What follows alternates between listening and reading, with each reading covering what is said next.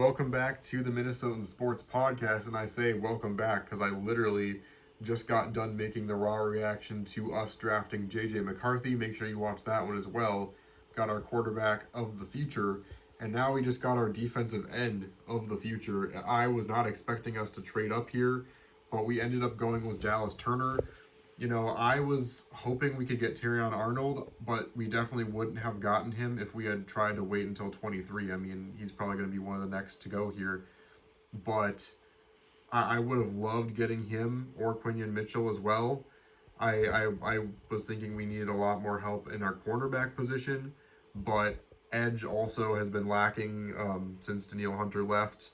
Obviously, we got Jonathan Grenard and Van Ginkel, who are kind of going to be rushing, but not really. It's kind of strange because our defense isn't exactly like a straight 5-man on the line, 2 people rush, the other 2. I mean, it's kind of a weird way we do our defense, and it's hard to explain. But this is probably going to be another guy like Danielle Hunter, who's probably going to be much more of a true edge rusher. And this is a guy who obviously is coming out a little bit raw from college, but for the most part, he is just an absolute beast. He is so good off the block, and I mean, I'll read the draft analysis of it because there's really nothing bad that they say in this draft analysis from Mac Miller. Turner explodes out of his stance and knocks offensive linemen back on their heels when he transitions from speed to power while rushing the passer. He bends, changes directions, and closes well.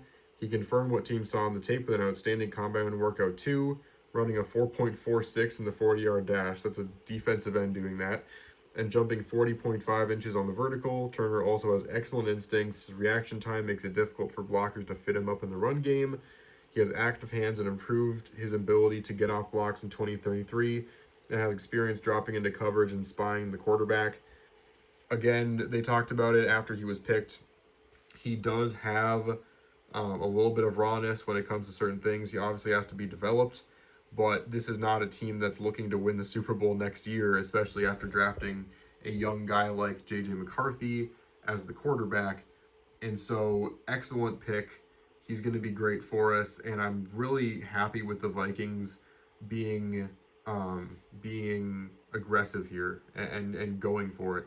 And I haven't looked at what it is we gave up for moving up 6 picks in the late rounds here. We'll find out later. But I mean, we already don't have a pick until the 4th round this year, so we might as well give up a little bit of capital next year in order to make this happen.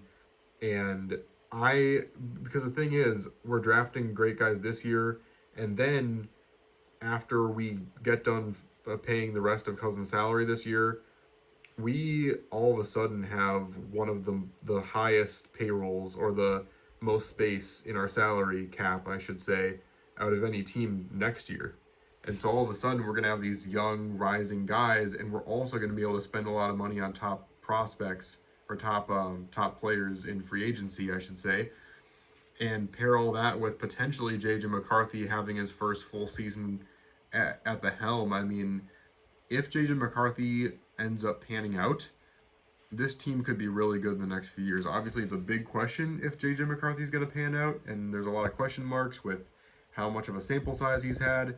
But if we can develop J.J. McCarthy to be a great quarterback in this league, pairing it with some of the other moves we've made this offseason, and then drafting one of the top defensive ends in the league, I mean, we're setting up this team for a lot of success. And I really like what KWESI and Kevin O'Connell have done so far in this draft. So let me know what you think in the comments. Obviously, I'm not going to be making a video for a while now, as the Vikings now don't have a pick until who even knows at this point. Not until day 3 at this point. So let me know in the comments what you think about the 2 picks we made in this first round. I think it was a very successful one. We went out, we got our guys. Some people are going to be unhappy about JJ, but hey, we did what we had to do, considering our next best option was to go with Bo Nix. And that he even got snapped up at number 12. So I think we made a good decision, and some people might not agree, but then we went up and we got one, in my opinion, the best defensive end in the draft, one of the best defensive players in this entire draft. So I'm happy about it. Hopefully you're happy about it too. But let me know in the comments, and we'll go from there. But thanks so much for watching this one. Please like and subscribe, and I'll see you on the flip side.